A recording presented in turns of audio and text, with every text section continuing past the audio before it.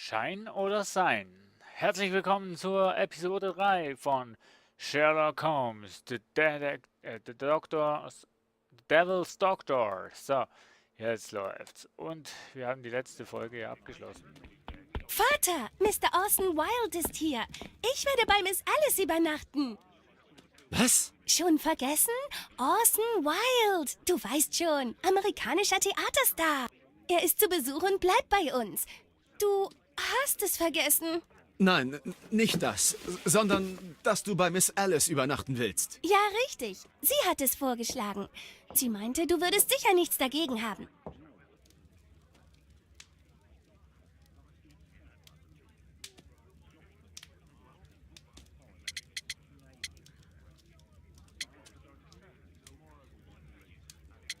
Widerwillig akzeptieren. Ja. Wenn du das unbedingt willst. Das ist die richtige Entscheidung, Mr. Holmes. Nicht wahr?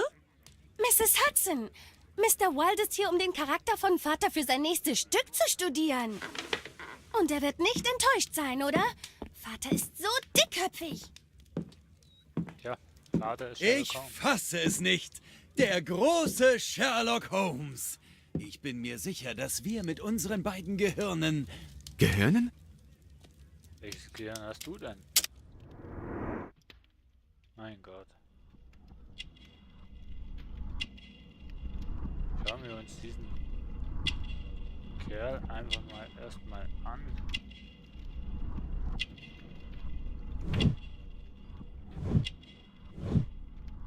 Folgt den neuesten Modetrends.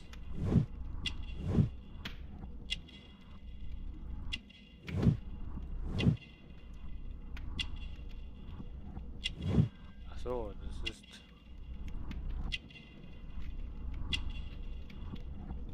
amerikanisch. Will auffallen, amerikanischer Stolz.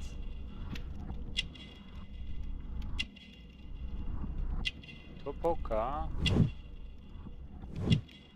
Britische Zigaretten. Du hast hier ein Loch.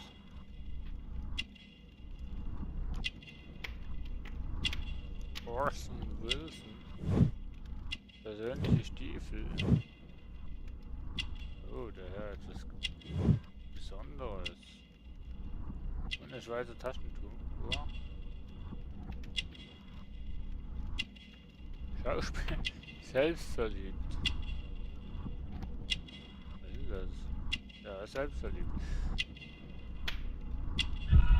So, Charakteranalyse. Der noch nicht ganz 30 Jahre alte Orson Wilde ist ein Star der amerikanischen Theaterszene und ist nach London gekommen, um sich auf die Rolle des Sherlock Holmes vorzubereiten. Was? Dieser Schnösel will mich spielen? Oh nein.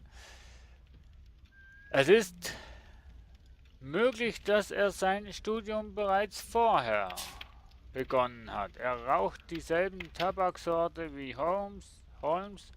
Er ist narzisstisch veranlagt und folgt den neuesten Modetrends. Er betrachtet sich gern selbst im Spiegel. Die Anstecknadel an seinem Revers beweist seinen amerikanischen Stolz. Ist Holmes auch so? Mein Gott. Mr. Wilde, Ihr Zimmer. Reizend. Ha, so eine faszinierende Stadt. Wir müssen reden. Lieber nicht. Du wirst wieder verärgert sein. Wiedersehen, Mr. Wilde.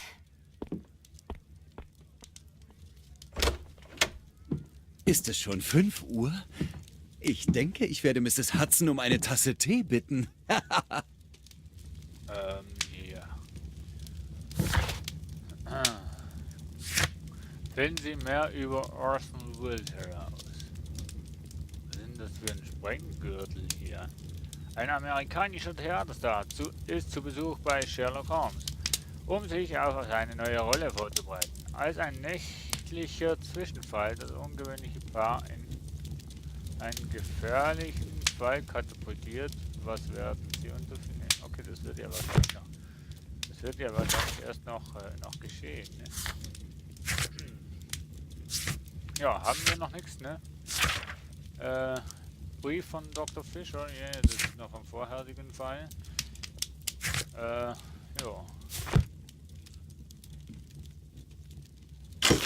Nochmal ein Brief. Brief von Bernard Marley.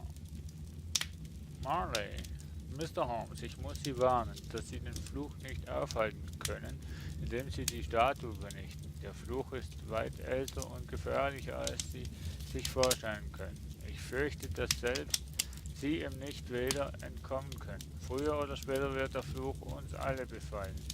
Es ist nur eine Frage der Zeit. In diesem warnenden Sinne.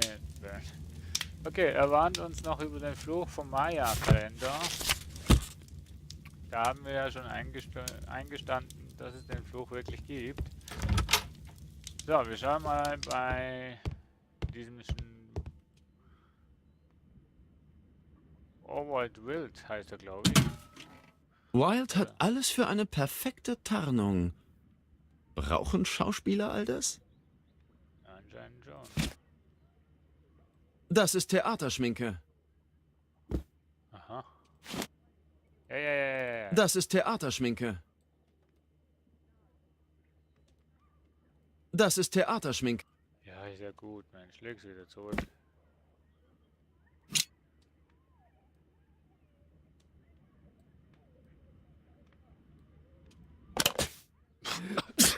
Oh, Gesichtspuder von exzellenter Qualität.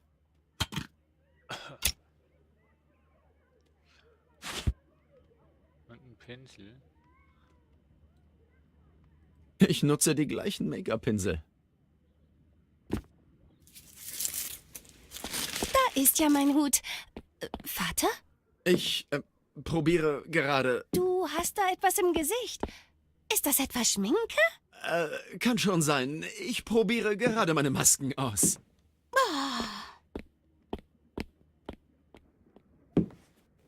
Meine Masken? Du bist doch gar nicht in diesem Zimmer, Mensch. Nein, nicht anfassen! Mann, der macht mir noch die ganze... Ah, Mrs. Hudson. Oh. Mit dem Tee.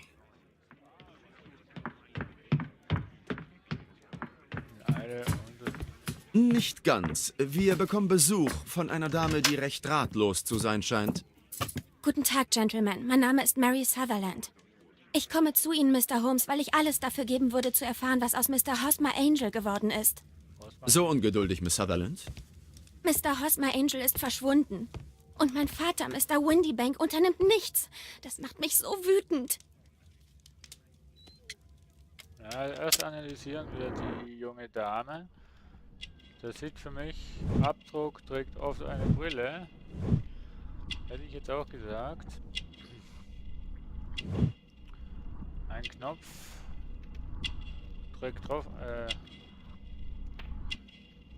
Sie ist reich, ja. Würde ich jetzt auch bestimmen. Oh.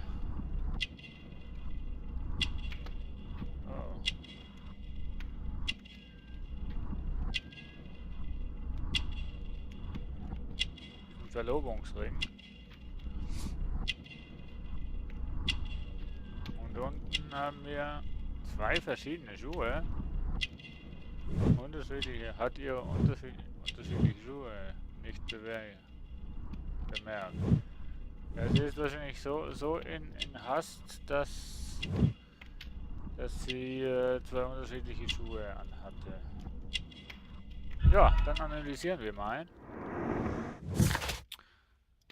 Mary Sutherland ist eine gutmütige junge Frau im Alter von 25 Jahren. Sie hat ziemlich schlechte Augen. Sie hat nicht bemerkt, dass sie zwei unterschiedliche Schuhe trägt. Mary ist eine wohlhabende junge Dame. Sie ist verlobt. Jo. Lösen Sie Marys Fall. Mr. Windybank ist sicher Ihr Stiefvater, da Ihre Namen nicht gleich sind. Stimmt, ich nenne ihn Vater, auch wenn er kaum älter ist als ich. Ihre Mutter ist noch am Leben? Oh ja, aber ich war nicht begeistert, als sie so schnell nach dem Tod von Vater wieder heiratete. Und dann noch einen so viel jüngeren Mann. Ja, das ist komisch. Dann wollen wir mal fragen nach diesem Hosmer Angel. Was verbindet Sie mit diesem Mr. Hosmer Angel? Ich lernte ihn auf einem Ball kennen. Mr. Windybank wollte nicht, dass Mutter und ich hingehen. Er möchte nie, dass wir ausgehen, aber auf den Ball wollte ich unbedingt. Zum Glück musste er geschäftlich nach Frankreich reisen und konnte so nichts dagegen tun. Und da lernte ich Mr. Angel kennen. Danach trafen wir uns wieder und gingen öfters zusammen spazieren. Aber dann kam Vater zurück und wir hörten auf, uns zu sehen.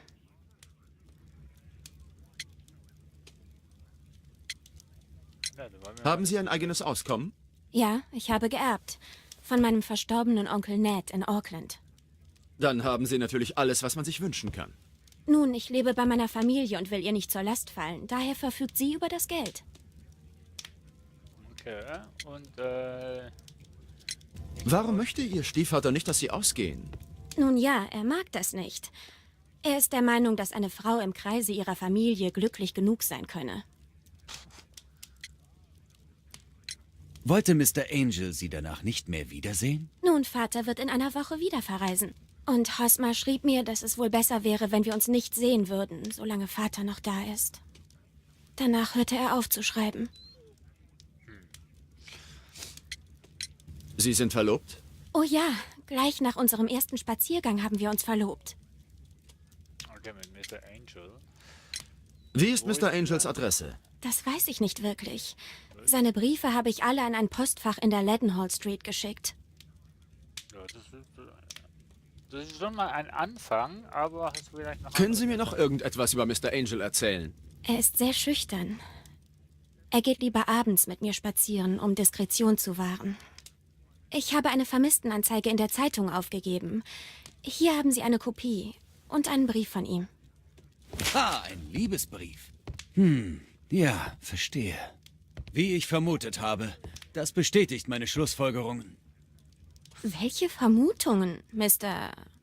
Mr. Wilde, Holmes, sagen Sie es ihr.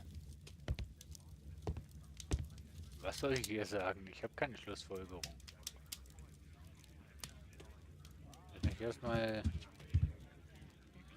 Lass mich erstmal die Zeitung lesen.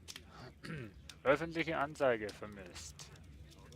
Ein Gentleman namens Hosmer Angel ist auf mysteriöse Weise verschwunden. Mr. Angel ist circa 5 Fuß 7 Zoll groß sowie kräftig gebaut und hat eine blasse Haut. Seine Haarfarbe ist schwarz, er trägt einen buschigen Backenbart und einen Schnurrbart. Für gewöhnlich trägt er eine getönte Brille. Das letzte Mal wurde Mr. Angel in einem schwarzen Seidengerock, einer schwarzen Weste sowie einer grauen Harris Tweed Hose gesehen. Er arbeitet in einem Büro in der Leadenhall Street. Bitte melden Sie sich umgehend, sollten Sie Informationen zu seinem Verbleiben haben. Hinweise, mit Hilfe deren dieser Gentleman gefunden wird, werden fürstlich belohnt werden. Oh, die Frau ist wirklich verliebt in den Mann. Dann wollen wir mal schauen, was der Herr ihr geschrieben hat. Meine geliebte Mary, sorge dich bitte nicht. Glaubst du etwa, ich sage etwas zu deiner Familie, die nicht das Geringste von Liebe versteht? Wir hatten eine wundervolle Zeit zusammen. Als dein Vater in Frankreich war oder nicht? Viel zu wenig Zeit, aber genug für mich zu wissen, dass du die Liebe meines Lebens bist. Von jetzt an möchte ich keine Sekunde ohne dich verbringen. Nichts wünsche ich mir sehnlicher. Ich liebe dich, über alles. Und ich warte ungeduldig darauf, dass dein Stiefvater wieder verreist, damit wir uns endlich wiedersehen können. Hosmer Angel. Das ist seltsam. Der Liebesbrief wurde getippt. Gute Papierqualität, recht glatt. Gewöhnliche Tinte, nichts Besonderes. Ja? Wir hatten eine wundervolle Zeit zusammen, als dein Vater in Frankreich war. Ja. Ich warte ungeduldig darauf, dass dein Stiefvater wieder verreist. Miss Sutherland traf Hosmer Angel nur dann, wenn ihr Stiefvater fort war. Ach so. Hosmer Angel hat den Brief nicht unterschrieben. Sehen wir uns diesen Brief genauer an. Oha, was müssen wir denn jetzt da noch genau schauen? Ah, da. Einige Buchstaben weisen spezifische Druckfehler auf. Miss Sutherland, haben Sie noch weitere Briefe von Mr. Angel? Leider nein. Aber ich habe einen Brief von meinem Vater aus Paris dabei. Hier. Ja, gut, gib mir mal den. Ne? Aha, aha, aha. Sieht doch relativ ähnlich aus. Oder nicht? Auch dieser Brief ist maschinengeschrieben. Recht gewöhnliches Papier von hellgelber Farbe. Gewöhnliche Tinte, nichts Besonderes. Wieder andere Briefe auch. Was hat er denn überhaupt geschrieben? Liebe Mary, ich habe die Gelegenheit gefunden, dir diesen großen Brief zu schreiben und hoffe, dass es dir und deiner Mutter gut geht. Frankreich ist reizend, aber hier ist es auch nicht anders als sonst wo. Überall Halunken, die ihren Frauen etwas vormachen und sie schlecht behandeln. Heutige Männer sind so ehrlich, sie zögern nicht, jemandem das Herz zu brechen. Ich hoffe, du bist eine folgsame Tochter und kümmerst dich um deine Mutter und hörst auf meinen Rat, zu Hause zu bleiben. Ich bin bald wieder zurück. Dein Vater. Ich hoffe, du bist eine folgsame Tochter. Meinen Rat, zu Hause zu bleiben. Das ist die Unterschrift des Stiefvaters? Der Stiefvater will, dass seine Tochter zu Hause bleibt. Sehen wir uns diesen Brief genauer an. Aha, aha, aha, aha, aha, aha. Auch hier hat es. Einige Buchstaben weisen spezifische Druckfehler auf. Beide Briefe weisen Buchstabenfehler auf. Untersuchen wir sie genauer. Also zum Beispiel hier das Ö.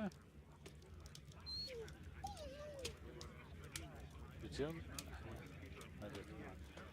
Also fangen wir mal oben an. Sorge dich bitte nicht, glaube du Familie. Wollen wir denn hier Familie?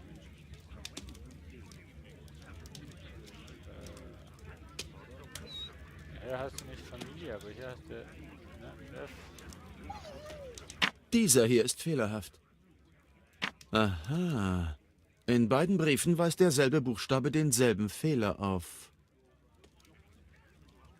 Noch ein fehlerhafter Buchstabe.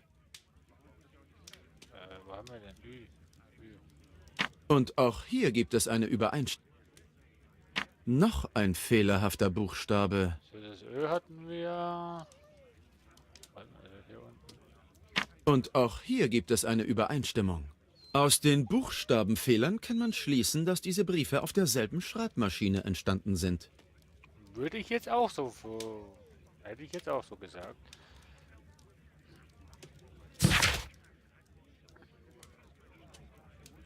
Ja, die haben wir jetzt angeschaut. Die Briefe von Mary Sutherland, Stiefvaters und Hosmer Angel weisen dieselben Schreibmaschinendefekte auf. So, dann machen wir mal hier. Oha.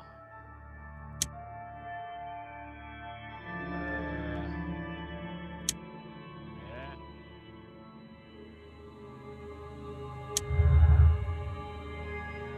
Was habe ich jetzt gemacht? Seltsames Verhalten. Aus irgendeinem Grund traf sich Holmes Angel nur dann mit Mary, wenn ihr Stiefvater auf Geschäftsreise war. Schüchtern. Marys Stiefvater weiß nichts von ihrer Beziehung zu Hosmer Angel. Mr. Angel ist ein zurückhaltender und schüchterner Mann, der Mary keine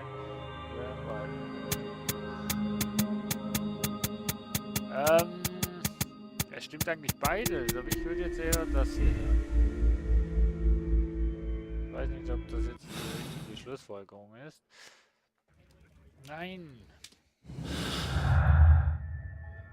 Marys Vermögen.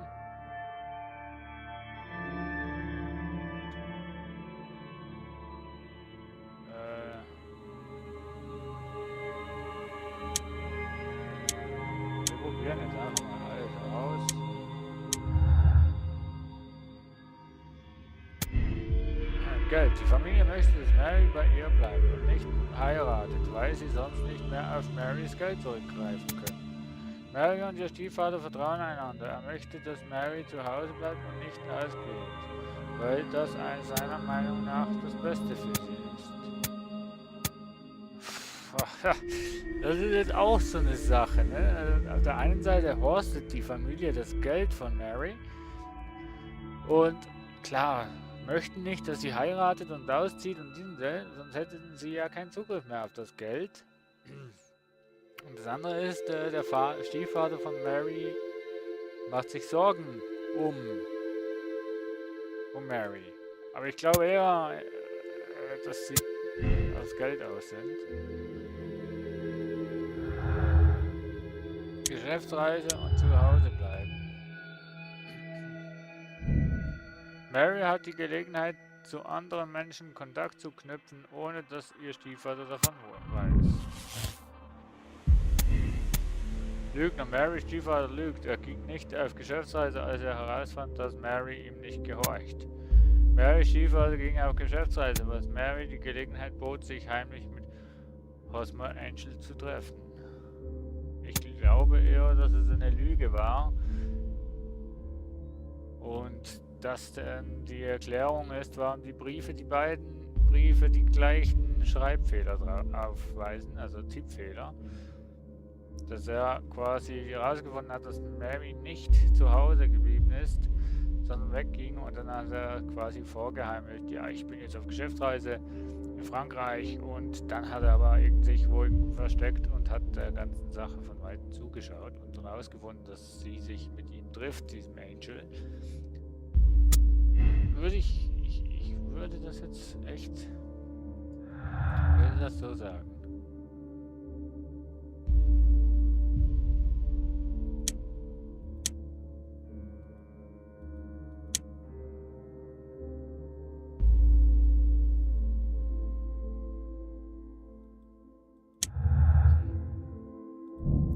Schlechte Augen. Mary hat schlechte Augen. Vermutlich ist sie kurzsichtig. Das ist auch so ein Hinweis, wo überhaupt nichts macht. Jetzt der Brief mit dem Brief von dem Stiefvater. Eine Schreibmaschine. Die beiden Briefe weisen dieselben Buchstabenfehler auf und wurden von einer Person auf derselben Schreibmaschine getippt. Zwei Schreibmaschinen. Es ist ein reiner Zufall, dass die... Nee, ich glaube, das ist eine einzige Schreibmaschine. Boah.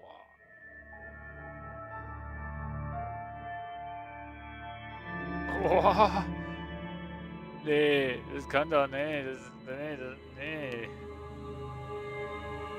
Das kann doch nicht die Schlussfolgerung sein. Windybank ist Angel. Mary Stiefvater, Mr. Windybank, nahm die Identität von Mr. Hosmer Angel an, damit seine Stieftochter samt ihrem Vermögen weiterhin in seinem Haus lebt. Wahrheit verschweigen. Es würde Mary Sutherland großen Schmerz zufügen, die wahre Identität von Hosmer Angel zu erfahren. Wahrheit sagen, Mary schon. Aber das kann doch irgendwie nicht sein. Die Mary sollte doch eigentlich vom Verhalten her, ne? Vom Verhalten her sollte sie doch. Warte mal, bevor ich diese Schlussfolgerung mache. Nee, das kann doch nicht sein. Normalerweise. Nee, die Mary, die sollte doch eigentlich... Was kann ich noch erzählen? Die sollte doch eigentlich das Verhalten vom Stiefvater zum Verhalten zum Angel doch eigentlich... Ne, die sollte doch eigentlich den Unterschied merken, auch vom Stimmentechnischen her. Schlussfolgerung. Mary Stiefvater, Mr. Windybank, nahm die Tarnidentität von Mr. Hosmer an, damit seine Stieftochter samt ihrem Vermögen weiterhin zu Hause bleibt.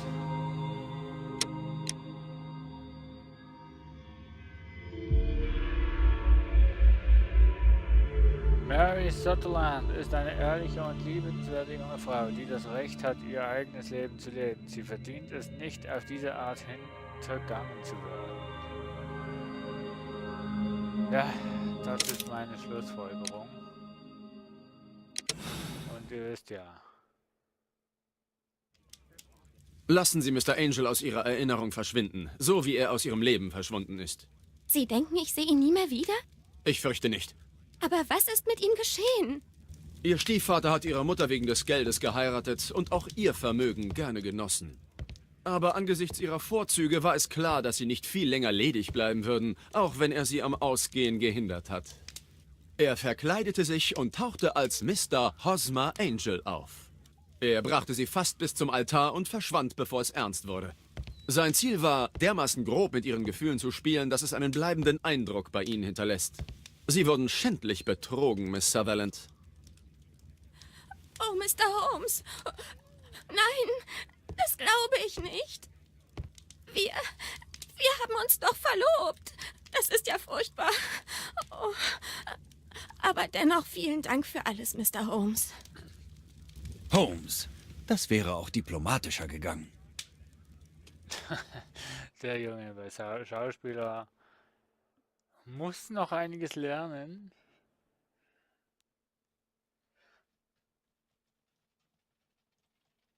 Der junge Schauspieler muss noch etwas lernen, wenn ihr mich fragt. Und wie es weitergeht, liebe Freunde, sehen wir bei der nächsten Folge. Bis dahin. Tschüss, ciao, ciao.